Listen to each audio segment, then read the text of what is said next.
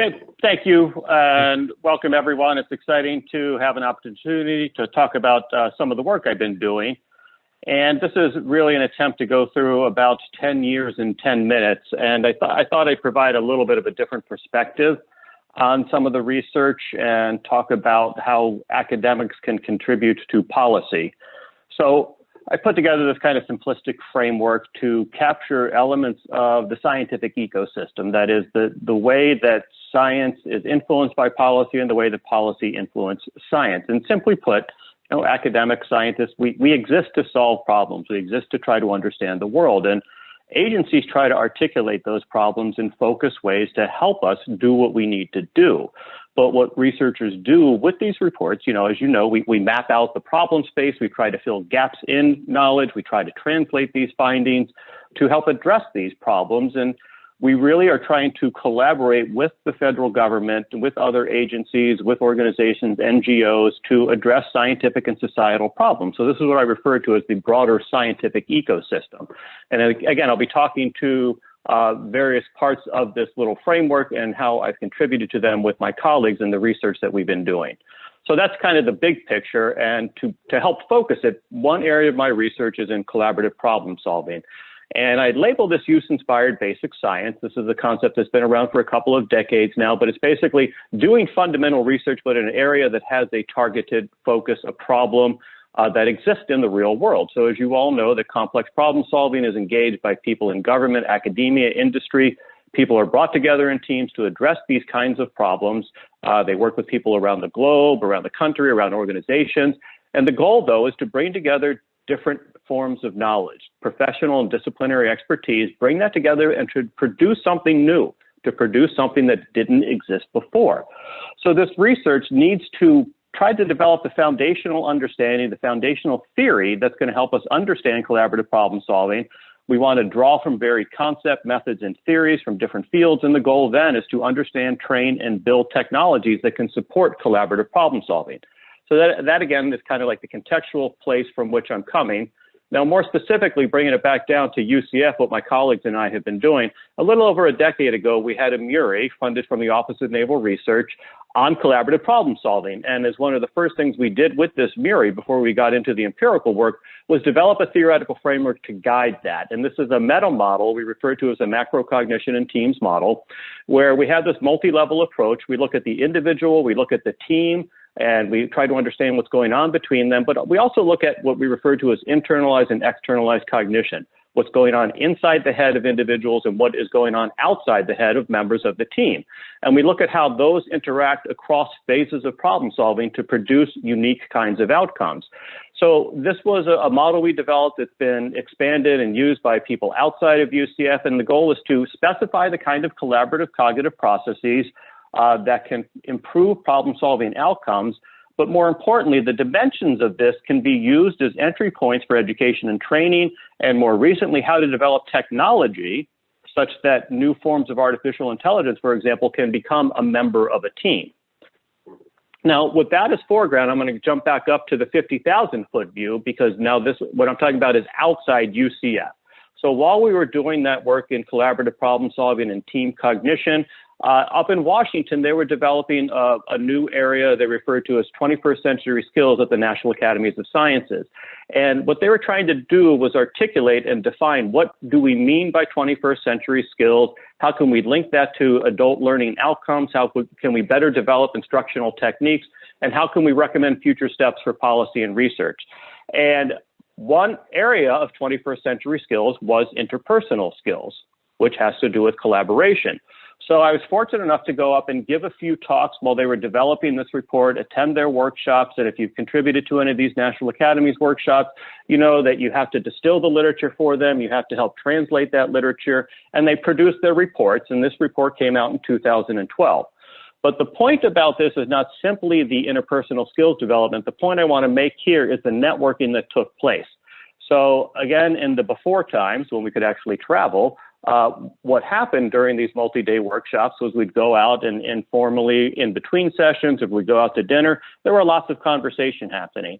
And while there, I found out that some of these members that were contributing to this report were also working on an international project for the OECD. They are working on the 2015 PISA, which is the Program for International Student Assessment. And in these dinner conversations, they told me that in 2012, what PISA did was address problem solving. But in 2015, they were working on assessing collaborative problem solving.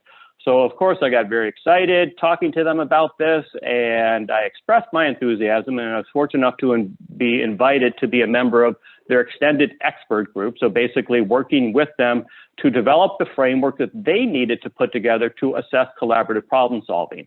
And if you're not familiar with PISA, what they do is they test students, hundreds of thousands of students in various countries around the world. And in order to do that, they have to have a foundationally strong framework, and then they develop the particular test items. And it's an incredibly complex endeavor, and I had a small role in helping to develop the collaborative problem-solving framework. So that framework consisted of trying to understand the cognitive and social processes that people must use to solve problems, how they develop strategies to solve those problems. And then that had to be translated into dozens of different languages, and they built a test capability to look at that. So again, I helped synthesize this literature, and I used what we knew from the macrocognition and teams model, and we developed this framework, but then OECD went out and tested this. So they did this assessment around the world, and what I want to point out here is what they found from the assessment. So what they found was really striking. When they tested students around the world in this area of collaborative problem solving, only 10% of the students performed at what was referred to as the high performance level. So objective criteria, the rubric that we developed to assess this, only 10% of students met that. They could monitor group behavior in service of collaboration. They could overcome obstacles. They could resolve conflict. 30% of students were at the lowest level of performance. They really remained individually focused, even though they were trying to engage in collaborative problem solving. So this was a huge deal. This was a big problem. And the key point I want to make here is, what's a researcher to do when we have this kind of data? So the key here is to follow up. And with these findings, a subset of us, we got together and said, this is really a wake-up call. We need to kind of sound the alarm with regard to collaborative problem solving. We need to let people around the world know that this is a big problem. So this is now coming full circle where we now started with this issue of scientific and societal problems, and we're bringing it back because after we helped articulate this problem space, we developed a way to test various facets of collaborative problem solving. And now here we are, after assessing collaborative problem solving around the world, identifying significant gaps. So what we set out to do was we wanted to write a high-level commentary. We published this in 2018 in Nature Human Behavior to, again, let the world know this is a problem. And in that paper, we articulated not simply what the problem was, but why we think this was going on in the first place, why we think students are so bad at collaborative problem solving. But I wanted to go beyond that, so I also wrote a piece for the conversation to reach a much broader audience than just academia. So to let people in the real world know that this was a significant issue, because we do want to work with stakeholders. We want to work with government agencies. We want to work with industry. We need to work collaboratively to address this problem. And we also published a piece in Psychological Science in the Public Interest, and this is one of the top journals in the Association for Psychological Science.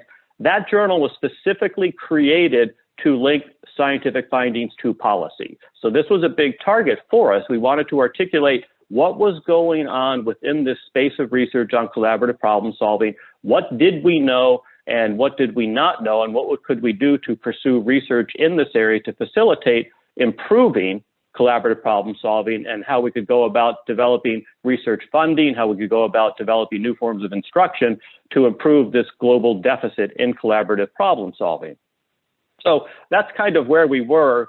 And now I want to talk about where I am now. So this is now back to UCF. We've been on this kind of slingshot tour of starting at UCF, going to the federal and international level with regard to collaborative problem solving, coming back down to UCF around 2019 or so, started to focus some of this research in a more local level. And I want to talk about a couple of grants on which I'm currently working. One is with the National Science Foundation to understand interdisciplinary team science, and more specifically, how teams learn to engage in collaborative problem solving. And what I'm talking about here is grown-ups. I'm not talking about students. I'm talking about scientists, academics, who are engaged in interdisciplinary problem solving. And how did they go about learning from each other? Because they've already been educated, they already have their PhDs, but to work on interdisciplinary problems, they need to learn from each other. So this grant from NSF is set out to help do that.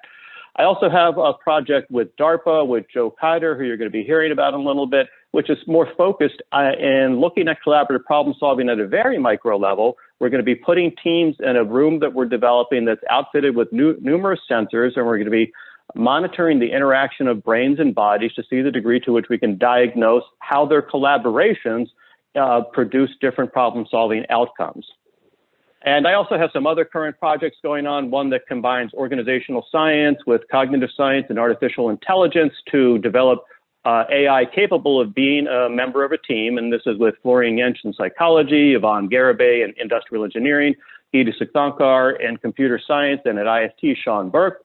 Another grant on agent-based modeling and linking that with social science theorizing so we can examine information operations and how social media is related to information operations.